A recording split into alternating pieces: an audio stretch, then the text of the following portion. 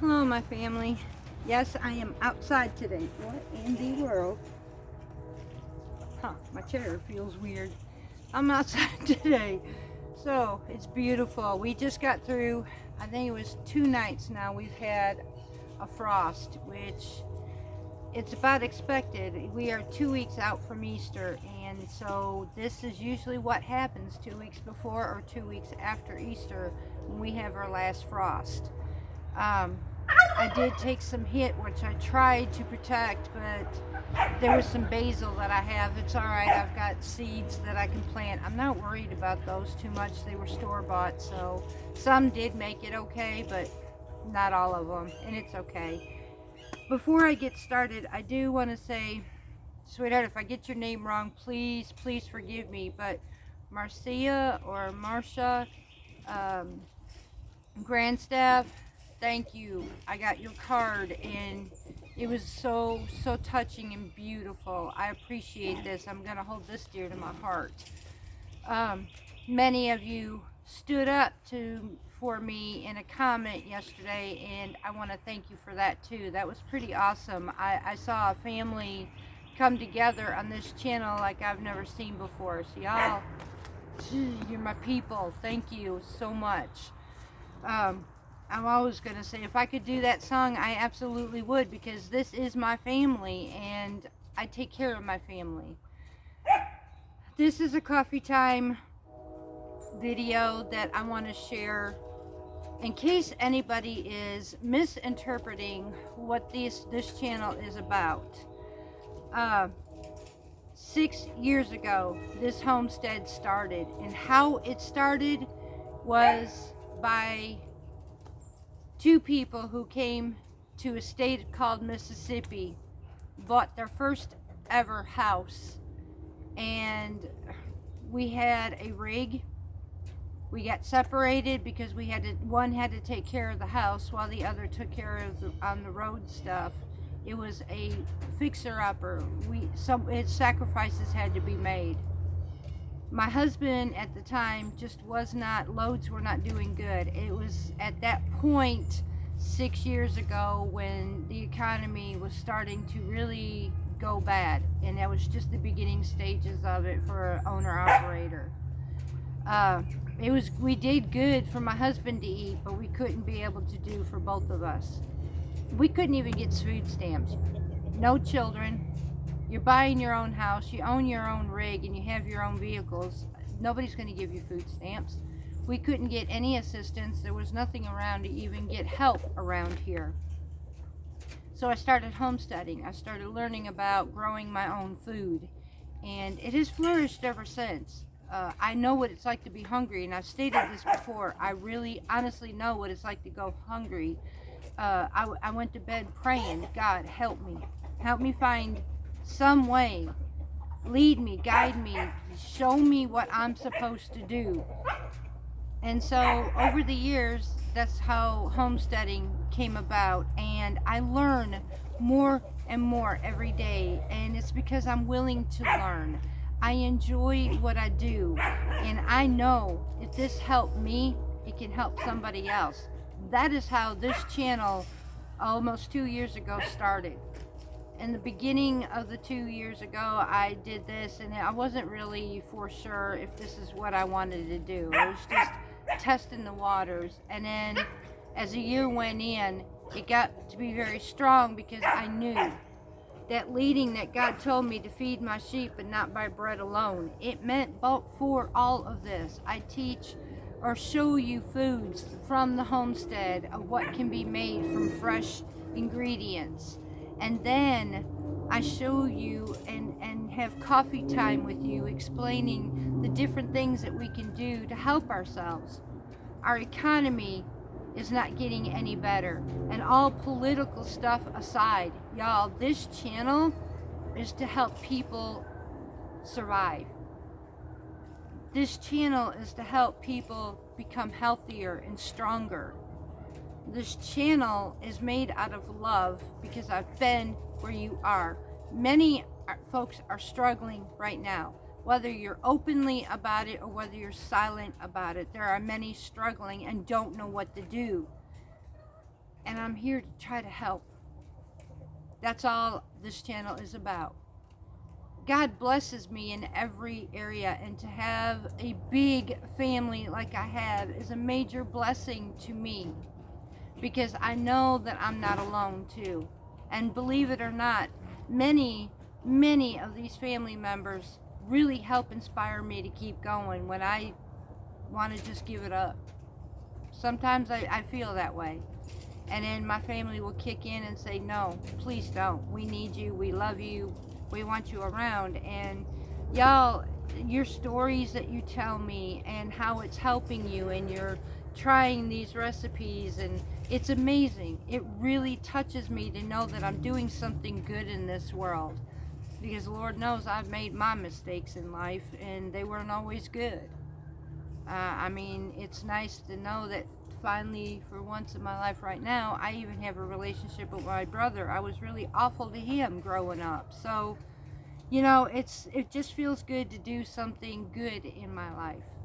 So did all this happen overnight? I wish I could say yeah, but no. It took 6 years, and I'm still going back. I'm now having to trace back on my very first beginning steps on some of these raised beds, of the awfulest soil that we had put in these beds just to get started.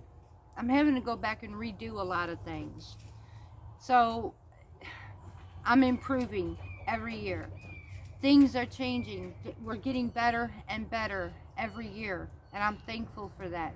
No, this did not happen overnight, y'all. Now, I want to show you some of the upgrades we have before we get all this planting started. I also decided to go ahead and start fixing up my greenhouse again and start working that greenhouse. I believe I need to, and so I'll show you what I'm doing with it. It's just an itty bitty thing, but so worth doing something with it. It'll be my she shed, I guess. So, and then I'm going to show you what's going on in the raised bed since we planted those seeds. So let's go check that out. Okay, since the frost had disappeared, I went ahead, as you can see, and opened up these raised beds that we had covered. So here, my goodness, y'all, these are the radishes that decided to say hello. And then, it's hard to see. It is really hard to see, but see if you can find those little, there's one right there. Beets are coming up, y'all. And here's some right here. We have some beets. Still waiting on the carrots and still waiting on the fennel, but we have these growing up. Now, I decided to go ahead and try something else. I am learning from folks all over the place. So, and then this here, it's a setup that I'm just using tomato stakes for right now. Is this going to work? I don't know, but it's worth a shot. And then there's this, like, I don't know what you call this, chicken wire or whatever. I built a wall across this bed, and the reason for it is I'm wanting to plant cucumbers here. So if I plant my cucumbers, my goal is that they will walk across this trellis area and keep off the ground and all over the rest of this bed. So I've also set this up. I could use rebarb and all that.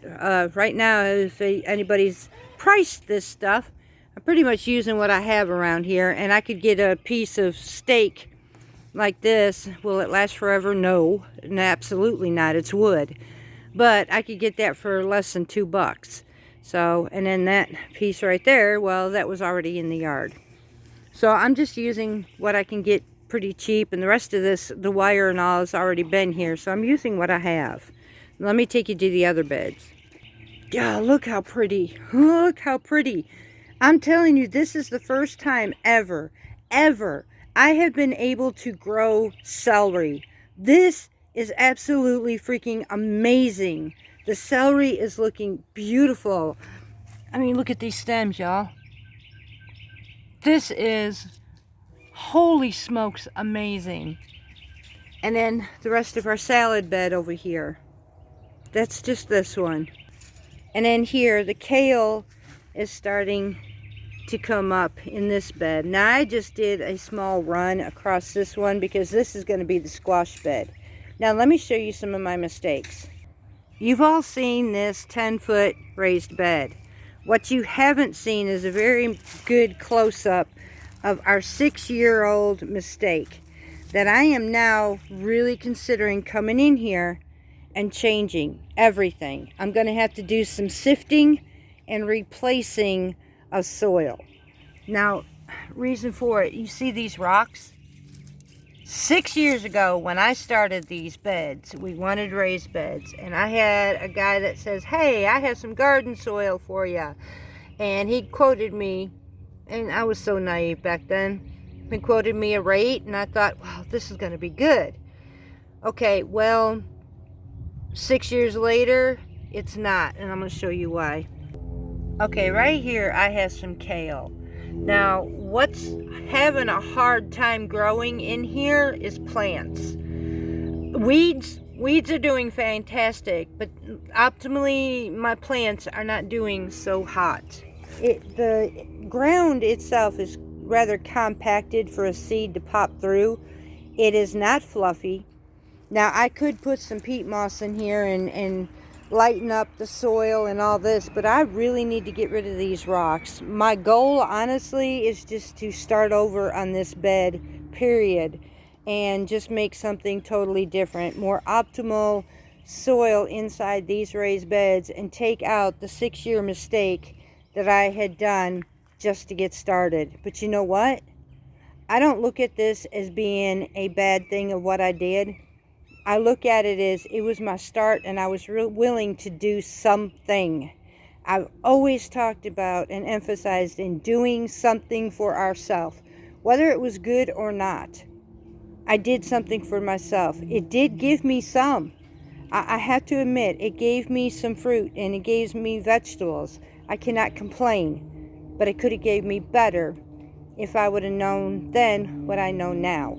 I'm learning. So this bed here is, looking to probably be replaced along with the 2 20-footers.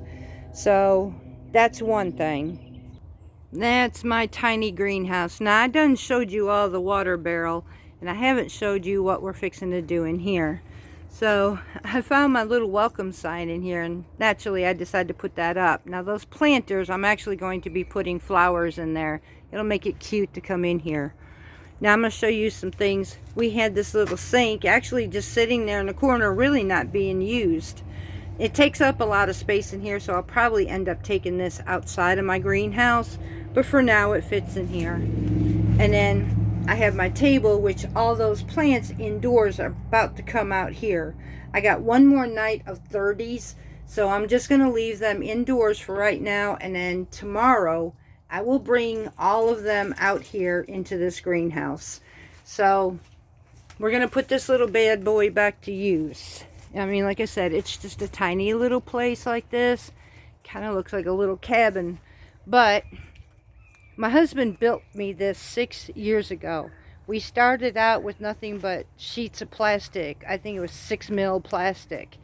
Every year we had to replace that plastic until one day he decided to put in this greenhouse plastic that we don't have to do that anymore. I just have to wash it though, because it's got algae and all on it, but it's good when you put hose to that, and I can clean it off now. So this works. The only thing it absolutely needs though is a window put in this little greenhouse, because this thing here needs better ventilation. So it's got a lean-to top on it that goes down, and that's where our water catches into that barrel. So I thought I'd show you this one here and show you what we're doing there too. I'm also working on cleaning this little area up. Now my husband built this. This is pretty cool. I got to show this whole thing to you. My husband built me this entire arbor. And though we've got some more work to do, we come up with more ideas, more and more of what we want to do. He built me this arbor, and it was supposed to be a nice sitting place for us for, as you can see, our grilling. And then we have our fire pit right here. We haven't spent much time here, and so I want to be able to do that this year. My goal is to learn to do more of my garden fresh cooking out here on that black stone too. So, and my husband, he does the grilling as far as smoking and stuff, and I like him doing that. Honestly, I think he does an amazing job, but I would like to use that griddle. So my goal is to use this area just a little bit more too. It's been sitting here unoccupied. I mean, we sit here occasionally, but I want more. I'm finding in life that I just would like to be able to relax. So the spearmint is doing amazing in this new bed in here. I am so excited over this. So I'm going to have a beautiful amount of spearmint as well. So you all, that's so far the updates that I have. Now I will tell you what I'm doing right now. I am stress free. Stress is a major killer in our lives. Stress can make people so, I don't know, mentally insane. I've been there. Stress is awful. It makes you feel bad. You're tired, you're depressed, you're angry. You have so much going on that your body just can't handle it. And stress can kill you. It can cause strokes, heart attacks, it can cause illnesses. And I live stress-free today because of what I do. When everything around me is going chaotic, out of control, shortage here, inflation's there,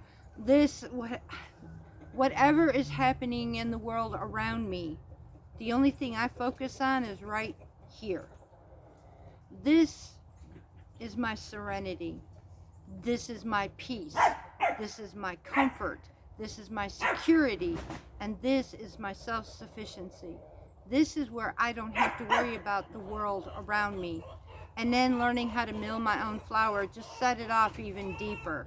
Everything that I can learn to do for myself is improving our health, setting my sustainability, and taking away the stress in life that I don't have to worry about it. And so that's the reason why I started this channel. This is why I emphasize about doing, I don't care if it's a little bit. Look, y'all, and I know he's not going to say nothing about this, but I was seriously impressed with a family member of mine. My brother, bless his heart, he lives in Illinois, y'all. And so the area where he's at, he's not able to have a garden. Now, many of you even have a yard, and he doesn't.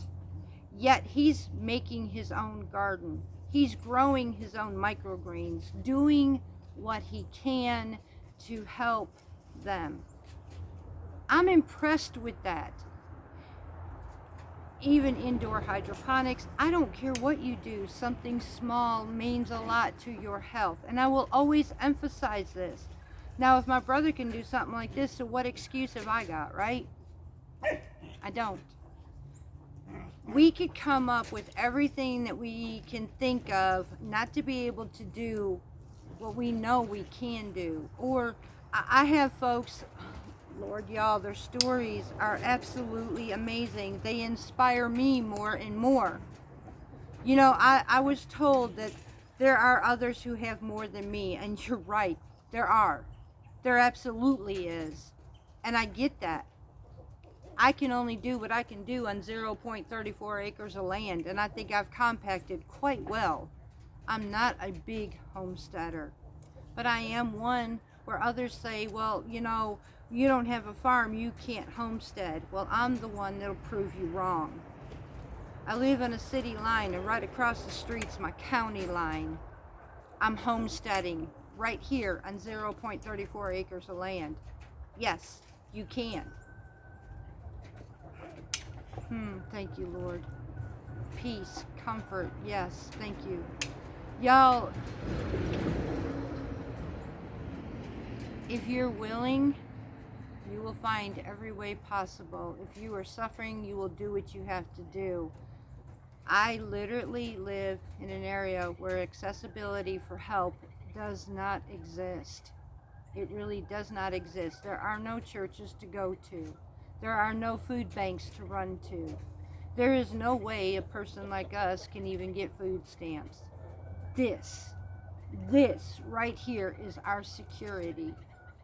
This right here feeds us.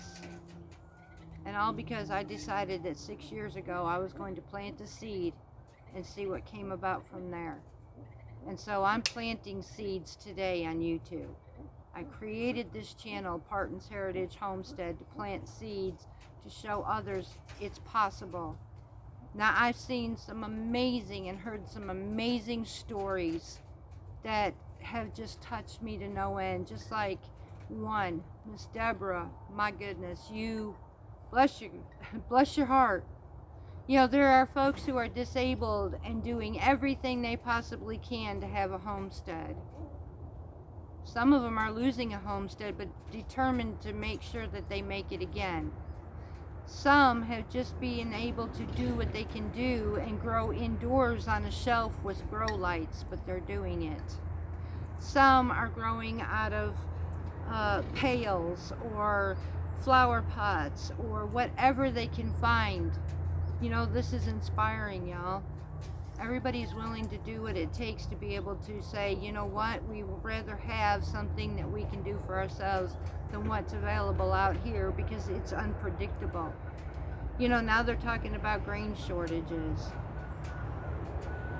You remember all the other shortages we used to have? Well, see, planting my seeds, I'm not worried about all this. I'm really not. And I have my wheat berries stocked. I'm doing good. I'm okay, y'all, and I'm at peace with that. I can't tell anybody what to do. I never will. I will just share what we do. I'll share how we do everything. But you know what? I'm sharing my life with you, and I am making new friends. I am forming a family, and this, to me, if there's anything else about this channel, that is amazing.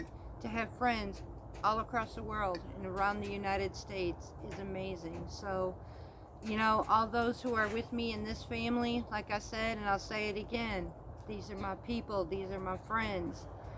It's gonna be that way, and that's how I feel. So I will continue to share this homestead on this channel and every progress that we go through.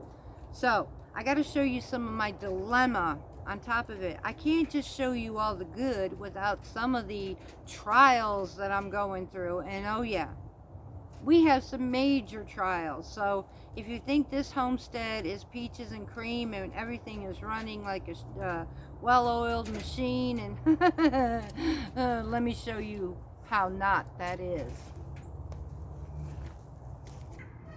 So, you see all these holes in my raised bed right there? Okay, well, this side isn't so bad because, well, these are weeds, although that's my rosemary. But then we move down here. See this? Well, I just covered them up over here, but there was a major problem with this. Do you see that? Yep. I planted seeds here and they went digging, whatever this is. And we have a feeling we know what it is. We've seen it last year.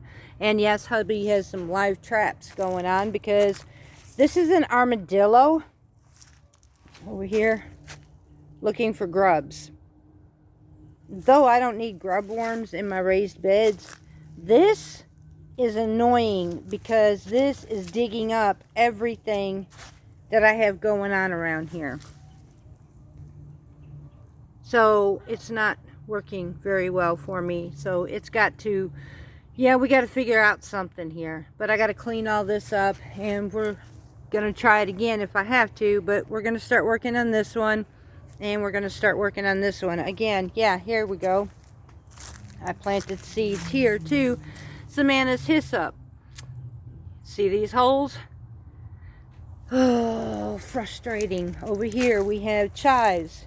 See those holes? We have basil. And we have cilantro. This irritates me, y'all, so bad.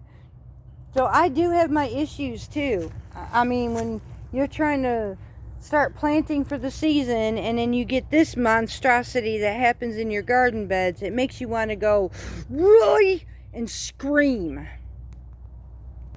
Now, another update. And though I try not to get too close, I'm going to. These are our little friends that we got from the church that we go to now.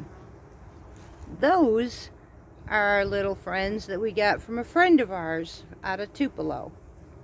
We have 2 hives right here. Well, we would think we have, whoops, I'm in there lighting a flight. Oosh, one got me in the head. Hold on, y'all. Okay, so in case you were wondering, no, I didn't get stung.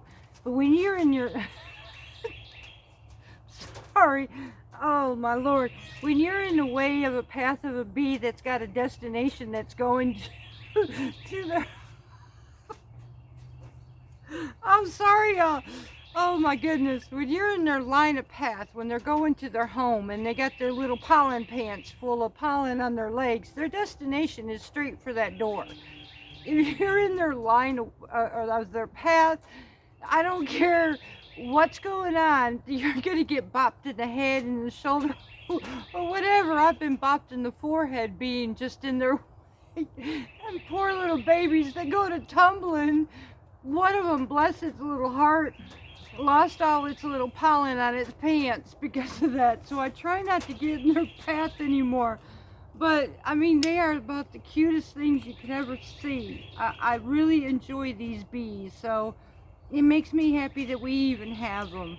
We have one more swarm in the back here that came. So we totally have 3 swarms now, and I am tickled pink because that means that we have pollinators on this homestead. 2 are right here by the garden area where James decided that he was going to go ahead and put them here for us, which was amazing. And then we have 1 in the back. So, but yeah, I get tickled by these little bees, and I'll be out here in the garden and they'll come check out what I'm doing. Literally, I mean, they'll hover over me and watch me just like a little dog would. When I'm hanging my laundry, they'll come over there. I mean, they can't really help, but I guess those little girls try to.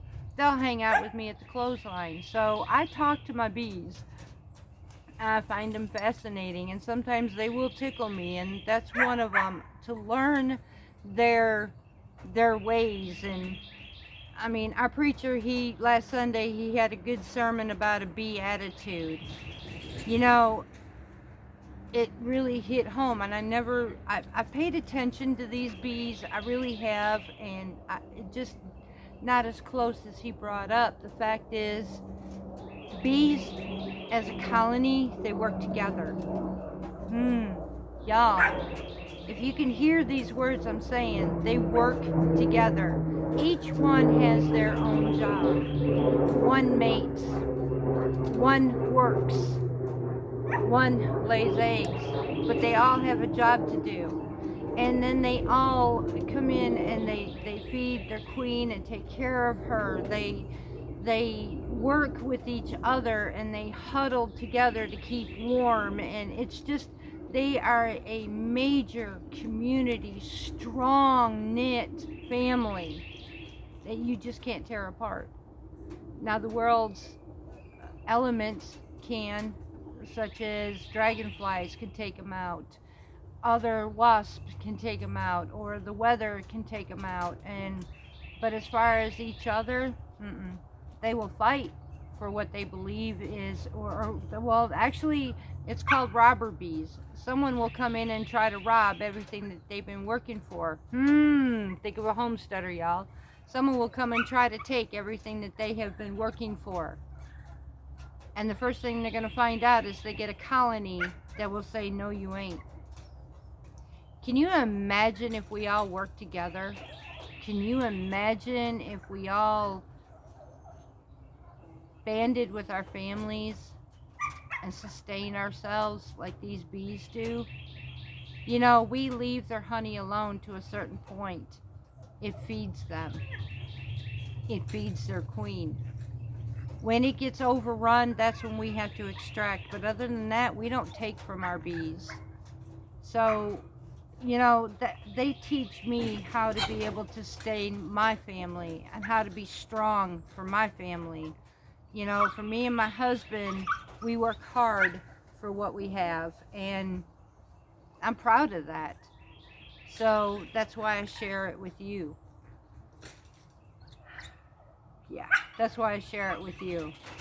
So, what you're hearing right now in the background is, well, besides the puppies, you're also hearing the pheasants playing right now too. So it's just a beautiful day out here, and I find myself wanting to be outside more than I want to be inside anymore. So we'll take you around again and show you some other things that are actually starting to work out really good. Okay, so this was my herb bed for the last 2 years. And honestly, I'm not sure what I want to do. So look at this, y'all. This was parsley that reseeded itself, and it is amazing. I have been cutting off of this and using it within our meals. I have never seen my parsley look so beautiful. And then here, I'm not sure if this is my lion's mane chive. I bet it is. It didn't come up last year. Oh my gosh, hang on a second.